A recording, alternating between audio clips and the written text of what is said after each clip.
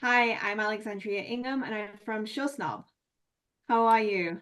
Good. How Hey, are you? doing well. How are you? Good. So I want to, my first question is why the 80s? Great question. The 80s to me felt like they were a right place to go back to and talk about what's going on today. Or more specifically, when I first started writing the script, it was back in 2019. I felt like there was a kind of wide-reaching redefinition of what facts and what reality really were. Those two things that are supposed to be very stable in our lives got really malleable and could kind of change. And that worried me and that freaked me out a little bit. So with this show, I looked back to the Satanic Panic where that was very much alive and well. And, it's a lot more fun to talk about this topic when you have heavy metal and horror and, John Hughesian kind of characters and feelings and all that stuff.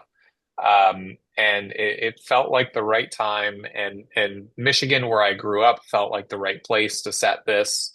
And that's how we kind of landed on 1980s suburban Michigan.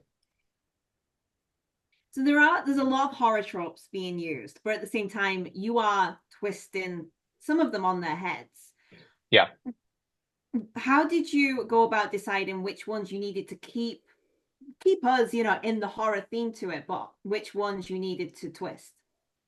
Yeah, that's a very, very good question, and I would have to think about it a little bit. I mean, I think everything came really naturally. I don't think we were ever trying to like, ooh, we're gonna get them on this twist. I don't think it was ever that feeling, but if something came up that felt subversive and it felt like we were kind of taking a trope, like in the pilot, if we were taking the trope of the girl next door who everyone has a crush on is actually really into Satanism and wants to see more of this stuff and that kind of thing. Those are the areas that we would obviously really lean into it and say you thought they were one thing, instead they're the other. But in terms of the horror scares and stuff, I know we have some really cool ones, especially in the last or in the middle chunk of the season. There are some pretty fun ones that I won't spoil, but they all came really organically, and I don't think any of them came as a subversion. They just felt like uh, this is uh, this is what the scene calls for. And I feel like we are in it with the characters. Like we do not know what's going on any more than what the other characters know. Was that a very conscious decision to actually make us feel scared? Absolutely. I feel like the best horror mysteries are the ones where you are making discoveries with characters, where you know about as much as they do. And, as you learn with them, you feel the stakes start to raise. You start to understand what's going on more through their actions. Um, David, I don't know if there's anything you wanted to add to I that. just had to go answer the phone. That was why. I I think that to me, uh, one of the ways in which I think this show works really well is you're connecting to these characters as real people. Yeah. That was really one of the goals that we set out. I mean, honestly, it was in Matt's pilot script that he wrote before I joined the show, but that the idea that this is really happening was really important to us in this show, and so the best way uh, to make people scared is to make people feel like, oh, this could happen. Is this it? What's going on here? And how would I react in this situation? And that to me is one of the things that pulled me in to wanting to work on the show was that sense of reality.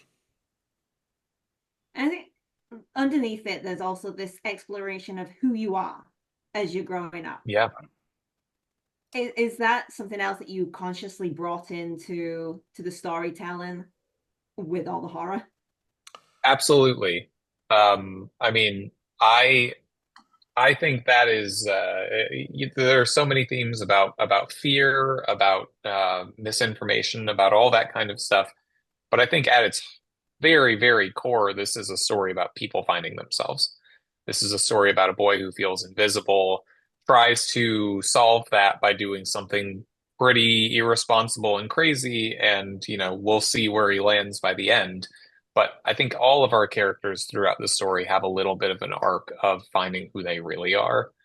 And David, I don't know if there's anything you wanted to Well, speak to there too. again, one of the things that really attracted me to this project was reading that first script. Is you've got a bunch of people making really bad decisions, and that makes them so human, and that the kids are making bad decisions, but the grown-ups are too, and that kind of storytelling and what that puts these people through, the trials that come from those bad decisions, make for a really exciting show.